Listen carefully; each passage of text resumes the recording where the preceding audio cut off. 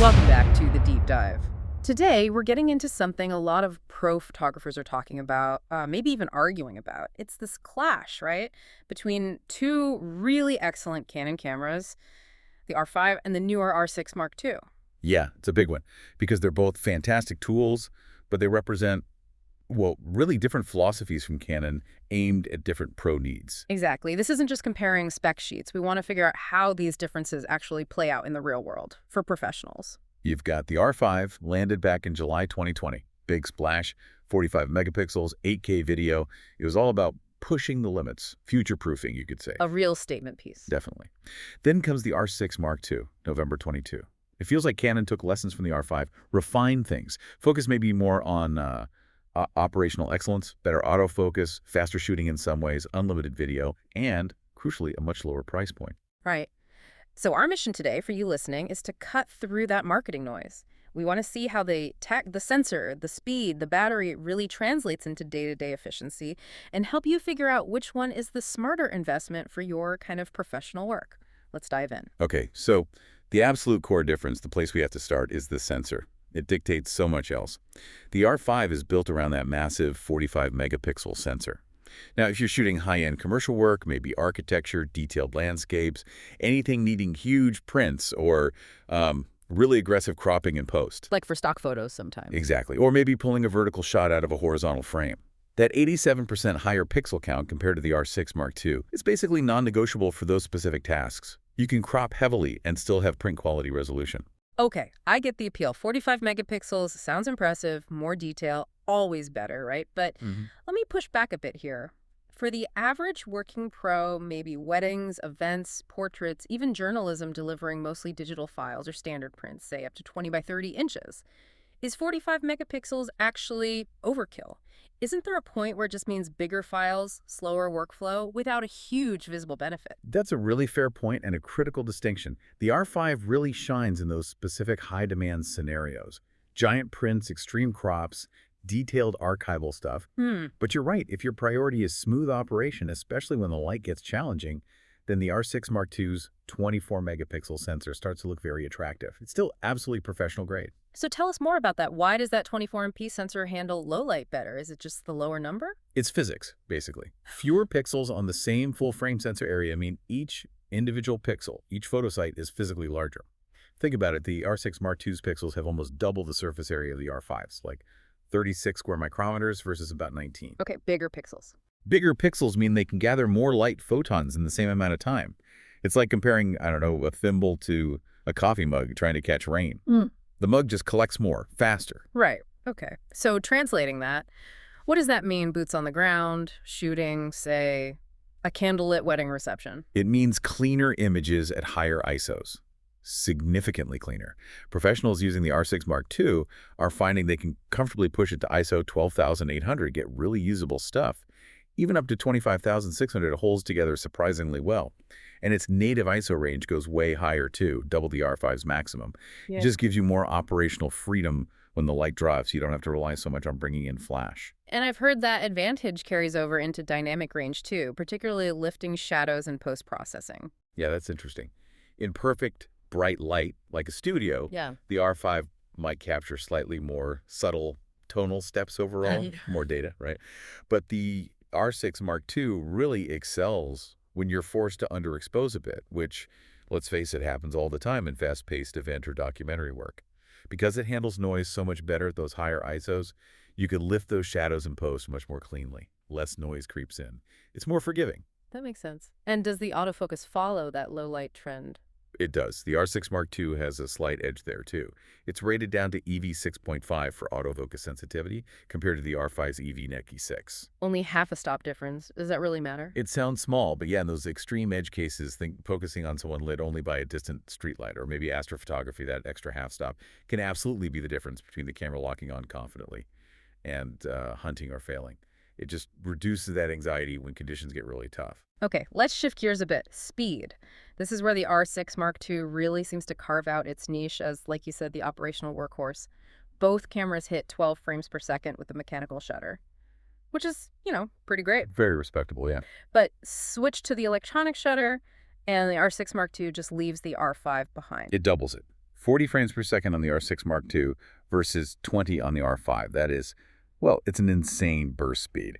For certain kinds of shooting, think elite sports, maybe birds in flight, any really unpredictable fast action, that difference is huge. It literally doubles your chances of capturing that absolute peak moment, a decisive fraction of a second. I can definitely see the appeal for capturing the moment, but doesn't shooting at 40 feet create its own problem? Like a mountain of images to sort through afterwards, isn't that just trading one kind of pressure for another? That's a very real consideration. It absolutely demands discipline from the shooter. You wouldn't just hold the button down all the time, you use it strategically. But the R6 Mark II does have other efficiencies that help balance that out. And a big one is battery life. You mentioned operational advantages earlier. Yeah. This is massive. Oh, it's huge. If you're out there covering a long day, a 12-hour wedding, a full day of news coverage, trekking for wildlife battery management is critical. The R6 Mark II gets around 580 shots per charge according to the standard CP rating. The R5, only about 320. That's what, an 81% advantage for the R6 Mark II? It really is that significant. It means fewer battery swaps during crucial moments, less weight carrying spares, less mental energy spent worrying if you'll make it through the day. Absolutely. It's the difference between maybe needing one spare battery versus like 3 or 4 for the R5 for the same job. When you're running and gunning, as they say, less weight and longer uptime are tangible, practical benefits. Big ones. And the R6 Mark II has another trick, doesn't it? Something the R5 doesn't have at all, this pre-shooting buffer feature. Explain how that works. It sounds almost like magic. It feels a bit like it sometimes. It's fantastic for those totally unpredictable moments. Essentially, the camera starts continuously recording images to a temporary buffer the moment you half-press the shutter button. So imagine you're waiting for a bird to take off, or maybe an athlete to cross the finish line, or even just a candid expression at an event. You half-press, wait, and when the action actually happens and you fully press the shutter. It already captured what happened before I fully pressed. Exactly. It saves about half a second of frames from before you reacted. It turns those moments where your reaction time was just slightly too slow into guaranteed captures. It's a game changer for things like wildlife or photojournalism. Wow, okay, that does sound incredibly useful. Right. But all these files, high res from the R5, high speed from the R6 II, they need to be stored. Which brings us to memory cards. And here, the R5 makes its play for being maybe more pro or future-proof. Well, it uses a different system, geared towards handling its own massive data output. The R5 has one slot for CF Express Type B. These are incredibly fast cards, capable of speeds over 1,700 megabytes per second sometimes, and one slot for a standard SD UHS-2 card. That CF Express slot is key. It means the camera rarely gets bogged down writing those huge 45 MP RAW files, or, crucially, the 8K video data. It clears the buffer very quickly. But CF Express cards are expensive, really expensive compared to SD cards. They are. It's a significant upfront investment in media. But for the R5's target user, who needs that speed to handle the massive files efficiently, it's often seen as necessary. Which contrasts sharply with the R6 Mark II, right? It keeps things simpler, maybe more budget-friendly. Exactly. The R6 Mark II uses 2 SD UHS-2 slots. Now, UHS-2 cards are fast, perfectly adequate for 24 MP files and 4K video, but they aren't nearly as fast as CF Express. But they're much cheaper. Much, much cheaper and more readily available. So for a professional maybe starting out, or someone shooting high volume like weddings where you need lots of cards, building a library of SD cards is far more economical. So it's a trade-off again. R5, maximum write speed, higher media cost. R6 Mark II, very good speed, much lower media cost. Precisely. R5 minimizes potential bottlenecks during shooting or transfer, but you pay for it. R6 Mark II prioritizes media affordability and accessibility. Okay, let's tackle the big video question. This feels like the most stark contrast sometimes. The R5's headline feature, 8K video, versus the R6 Mark II's reliability. Right. On paper, for pure image quality and flexibility in post, the R5 is the video powerhouse. It shoots genuine 8K internally with excellent color science, 4.2.210-bit. That 8K gives you incredible options later. You can reframe significantly in post and still deliver sharp 4K. You can apply stabilization. You have immense grading flexibility. It also does high frame rate 4K up to 120 fps. It's built for high-end video production. Future-proofing, like you said. But, and it's a big but that everyone talked about when the R5 launched, overheating. The recording limit. That's the Achilles heel, yes. Yeah. Canon has improved it with firmware updates, but the reality remains. The R5 can overheat, especially shooting 8K or high frame rate 4K, and it will impose recording time limits to protect itself. Those limits can vary a lot depending on the mode, the ambient temperature. It might be 20 minutes, it might be longer, but there's always that potential uncertainty. Which, if you're filming something you absolutely cannot stop or reshoot, a wedding ceremony, a live performance, a long interview, that uncertainty is just professionally unacceptable for many people. Exactly. And that is precisely where the R6 Mark II steps up. Its killer feature for video isn't resolution, it's reliability. It offers effectively unlimited recording time in all its 4K modes, up to the capacity of the card or battery. It just doesn't have those same thermal constraints. So for documentary makers, event videographers, anyone doing long-form interviews, the R6 Mark II becomes the much safer, more dependable choice, even if it tops out at 4K. Absolutely. It's built for reliable, continuous capture. Peace of mind is huge in professional video. And didn't the R6 Mark II add some smaller but nice ergonomic touches for people who shoot both stills and video? It did. Little things that make a difference in the field, like a dedicated physical switch to go between photo and video modes instantly, no menu diving, and it has automatic lens breathing correction, which smooths out that subtle shift in framing you sometimes get when pulling focus during a video shot.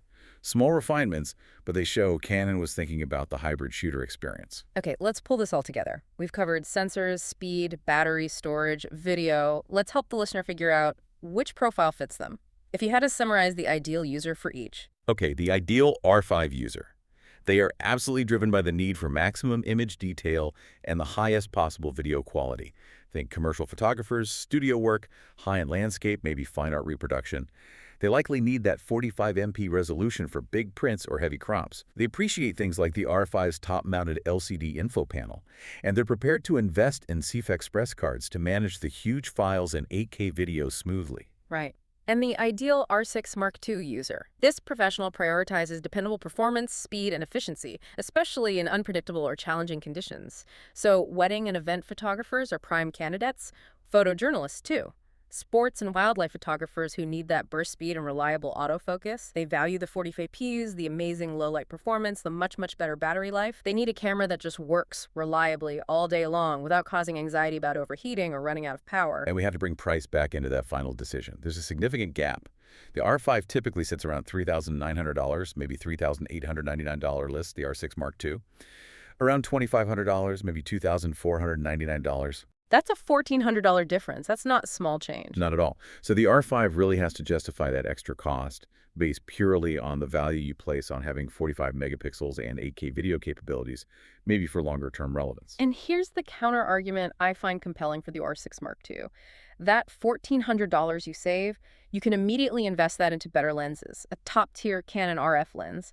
And most pros would agree, stepping up your glass often makes a much bigger, more visible difference in your final image quality than jumping from a really good 24MP sensor to a 45MP sensor, wouldn't they? That's often true, yes. Lens quality is paramount. It's a very strong argument for the R6 Mark II's overall value proposition. You get a fantastic, reliable body and potentially money left over for a killer lens. So to recap, R5 is the specialist high-resolution, max specs, future-proof video, higher cost.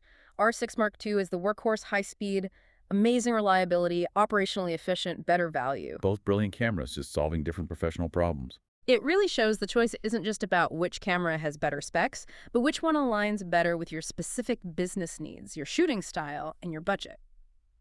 Which leads us to maybe a final thought for you to consider, something to chew on. Given that the 24 megapixel standard, which the R6 Mark II uses, has been perfectly adequate, even excellent, for professional publications, prints, and web use for well over a decade now, should professionals who aren't strictly doing that high-end commercial studio work or massive landscape prints perhaps prioritize the financial savings, the superior battery life, the faster burst rate, and that rock-solid operational reliability of the R6 Mark II? Or is that allure of future-proofing with 8K video and 45 megapixels truly worth the significant extra cost, plus the known trade-offs in battery performance and those potential video recording limits? Where does the real value lie for your work?